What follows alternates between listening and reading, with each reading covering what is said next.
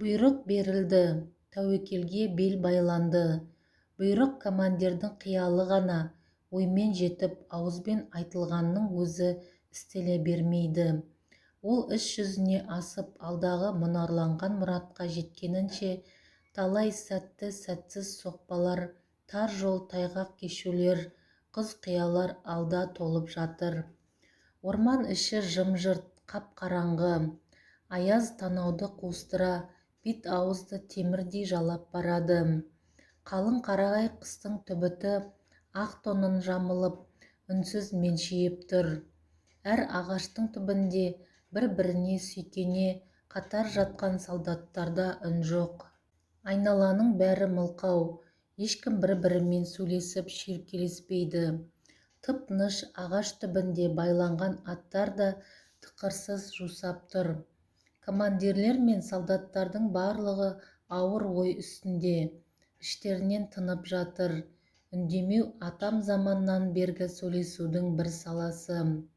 Бәріміздің ойымызды бір түйін зілдей басып барады. Бәріміз де бір мезгілде күтіп отырмыз. Ол мезгіл әлі жақындар емес, сағыздай созылған уақыт. Майдан қыл суырғандай қинап, өте шабан келеді.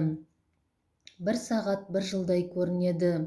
Күте-күте күтуден көтерем болып отырғандаймыз. Аяусыз қатал бұйрық болдау, деді маналы бері тіс жармай отырған Мадияр. Я, мен де соны ойлап отыр едім, дедім мен оған, ойымның үстінен шыққан соң. Екеумізде тағы үн жоқ, тым-тырыс отырмыз. Сағат 2-де қол қозғалды. Орман дауыл соққан үйдей сықырлап, теңселгендей болды. Әр топтың бастығына көмек болар деген оймен штаб офицерлерін әр топқа жұмсап тараттық. Комиссар екеуміз осы жолы біздің полк не 6 қыстақты алып, бұйрықты орындап мұратқа жетеді, не екеуміз бас болып, біріміз шықпай осы жерде қаламыз, не болса да жігіттермен қатар ішінде болайық деген келісімге келіп ажырастық. Ал жолың болсын, дедім Мадиярға, айтқаның келсін, бірге болсын деп, ол жүре жауап қатып, 2-3 қадам баса салысымен-ақ қараңғыға сүңгіп ғайып болды. Адъютантым жұмсаған жерден тез қайтқан жоқ, оның жолын біраз күтіп тұрып, алға кеттім. Қасымда жалғыз атқосшым 2 атты қатарымен жетектеп келеді. Аттар анда-санда пысқырады. Аяқ астындағы шыны қар басқан сайын шықырлап, тынық түнде әр дыбыс жаршыдай бар әлемге айғақ қой. Николайға кейін деп оны шегіндіре беріп, қап-қараңғы үнде ақыры одан да айрылдым. Орманның шеті қала алды қарауытып тұр. Жап-жақын сияқты, мен жалғызбын. Артта қалған атқосшымды дауыстап шақыруға болмайды. Келе жатқанды дұшпанға жариялай алмаймын. Жалғыздығыма өзіме өзім ызаланып, опық жеп біраз кідіріп тұрдым. 2 неміс жер астынан шыға келіп, я өлтіріп, я байлап алса не деген масқаралық деген ой мені үрейлендіре қорқытты. Қорыққанға қос көрінеді дегендей, алдағы әрбір бұтаның көлеңкесі қарауытып мені шошытады. Өзіме өзім кейіп, онатарымды қалтамнан шығарып, кезей ұстап алға қарай жүріп кеттім. Бірақ аяғымның ұшымен басып ұрланғандай болып келемін. Алда бірдеңе ербең еткендей болды. Қараңғыда дос қайда, дұшпан қайда, ажырату қиын. Дұшпанға кез бола қалсам, менің онымен алысқаным досқа да, дұшпанға да жаршы болып, құпия сапардың барлығын бүлдірер деген оймен онатарымды қайтадан қабына салдым. Егер де неміс кез бола қалса, оны қылышпен шабайын, я өңменінен шанша тығайын деген оймен қылышымды қынынан шығарып, серт ұстап келемін. Қаншама аяғымның ұшымен басуға тырыссам да, қар аязда майланбаған арбадай сықыр-сықыр етіп, әр қимылым менің келе жатқаныма айғақ. Алдымдағы қарауытқан қыстақтың шетінде оқшау тұрған сабан сарай екен. Келіп көлеңкесіне жарқанатша жабыса қалдым. Бұның ішінде кім бар екен дегенімді ішіме тартып тыңдап тұрмын. Ешқандай дыбыс, ешбір белгі білінбейді. Бірақ өз құлағыма өзім сенбей қайта-қайта тыңдаймын. Ішіне кіруге жүрексінем, қобалжып қорқамын. Дуалдарын жағалай басып, ақырын ұрланып, жылжып, сырғып келемін. Демім ішімде. Тыныс алудан қауіптенемін. Жылжи-жылжи дарбазасына жеттім. Тағы тыңдаймын. Ішіне енуге қауіптенемін.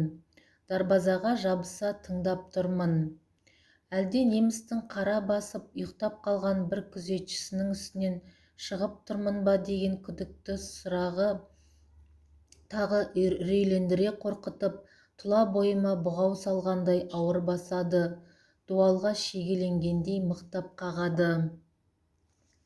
Тұрған орнымнан қозғалар емеспін. Маған тәуекел тағы медет болды. Қылышымды серт ұстап ыршып сарайдың ішіне ендім. Тым-тырыс, үн қатқан бір пенде жоқ. Сенбеймін, әдейі дыбыс беремін, жан-жақты пәле іздеп, қылышыммен түрткілеймін. Ешкім жоқ. Өзімді өзім орынсыз қобалжытып, қорқытқаныма ішімнен күліп, сабанның үстіне отыра қалдым. Дәл сағат 4. Құлағымды алысқа түре салып тыңдап отырмын. Алыстан хабар күтемін.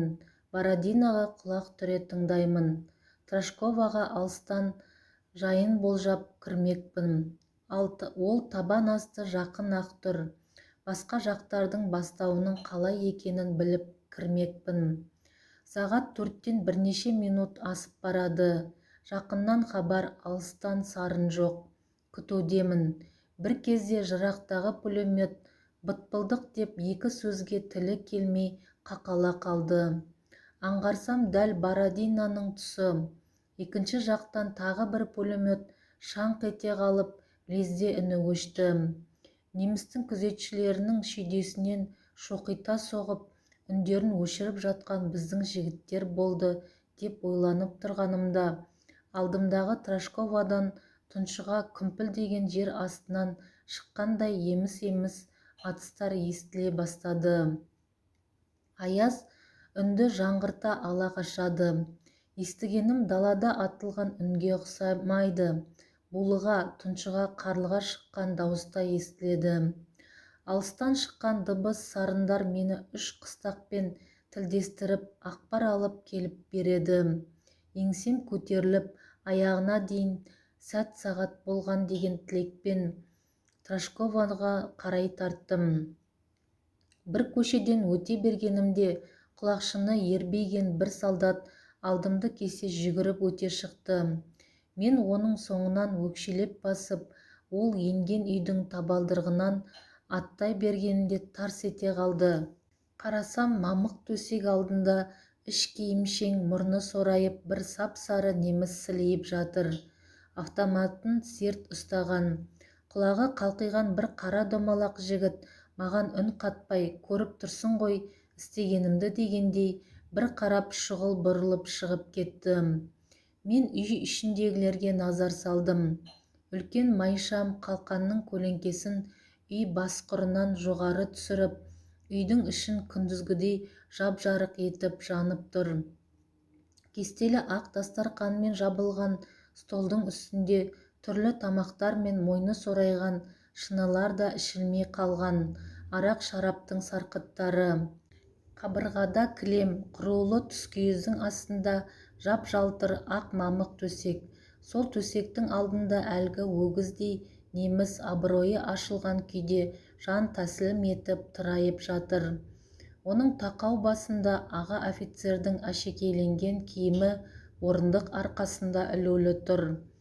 Төсек үстінде патсаймы көрпесі кіндігіне дейін сырылып, құс жастыққа шынтақтай тіреліп, қалың жерен шашы аппақ денесіне жайылған, үрейі ұшқан сары әйел шарасынан шығып бара жатқан тұздай көк көзімен қадала қарап жатыр. Екі көзі қараған сайын шарасынан шығып бара жатқандай, көзіме шашы жайылған албастының қызындай көрінді. ызалана ренжіп жиренгендей болдым. Бұлардың кешкі серуеннен кейін анық төсек қызығына батып жатқандарында әлгі үн қатпай шұғыл бұрылып шығып кеткен жігіт кенеттен кіріп келіп, мына сайқалдың ашынасын үстінен атып түсірген ап-анық көрініп тұр. Ренжіп жиренген сезімді соның ізі тудырған болу керек. Көшені аралап келемін, айнала баяғы тұншыға атылған күмпілдер. Шошып оянған немістер қарсыласуға шамалары келмей, әрқайсысы бас қамын ойлап, шортаңдай шоршып, орнынан тұрып, кез келген қуыстарға тығыла бастаған кез. Біздің жігіттер тіміскілей тінтіп, тауып алып жатқан жерлерінен сүйреп шығарып алып, жаудың сазайын тартқызып жатқан ұрыстың үстінен шығып келемін. Өшіккен тиіс, аяқ асты қырғын, дұшпанға топалаңдай тиген өр көкірек соғыстың заңы. Болар іс болып жатыр. Әр жауынгердің өз тізгіні өзінде, өзіне өзі би, өз төрелігі өзінде. Жекпе-жек, бетпе-бет жағаласқан соғыста оларға ешкімнің жарлығы жүрмейді. Жағаласқан жойқын соғыстың заңы солай. Оған сырттан қол сұғуға болмайды. Трашкова алынды. Таң бозарып атып келеді.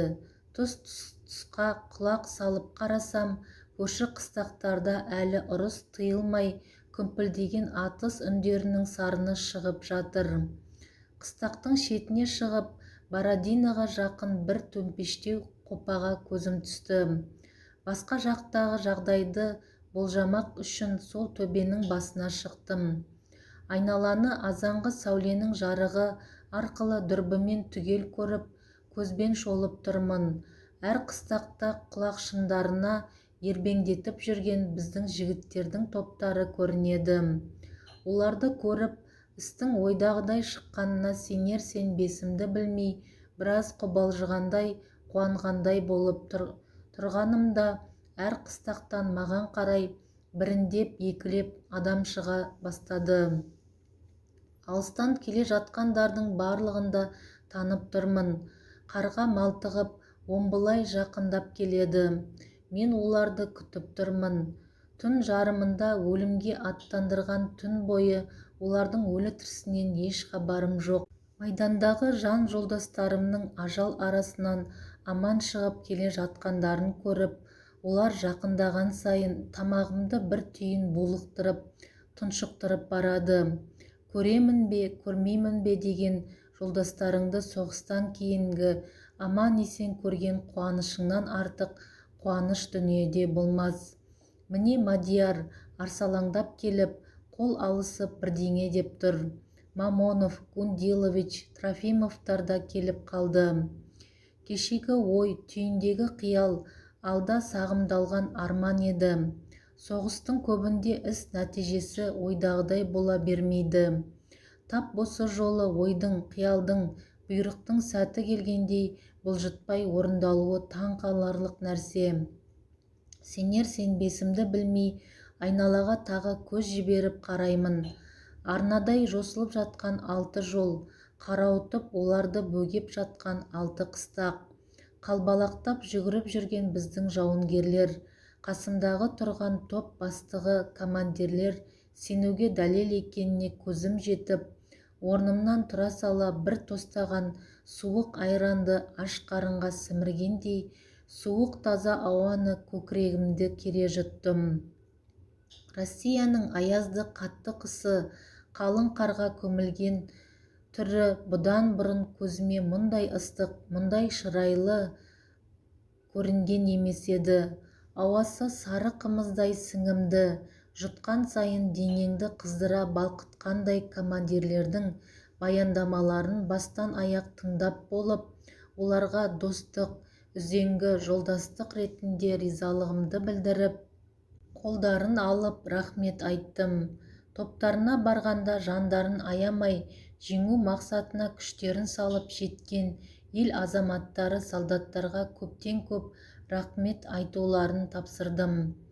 Батальонның комиссары Трофимов баяндамасының аяғында кінәлі түрде төмен қарап тұрып, кеше менің бұйрығыма назар бөліп, оның іс жүзіне асуына өте қуанғандығын сездіре. Өте сәті түскен іс болды деп барлық табыстың абыройын менің басыма қопара салып сөйледі. Мен қасымдағы Мадиярға қарап, жолдарды аттай ерттеп, мініп жатқан топтарға қарай қол сілтеп, мен істеді дегенше, мың істеді десеңші, мың істеді дегенше, ер істеді десеңші, ер істеді дегенше, ел істеді десеңші, мен мыңдікі болмасам, ер елдікі болмаса, кім істеді дер едің, дегенімде Мадияр жымыңдап күліп, Трофимовқа айтқанымның мазмұнын орысша аударып түсіндірді. Я, ел азаматтарының ісі, ер ағасына әр уақытта да абырой атақ, деді Трофимов.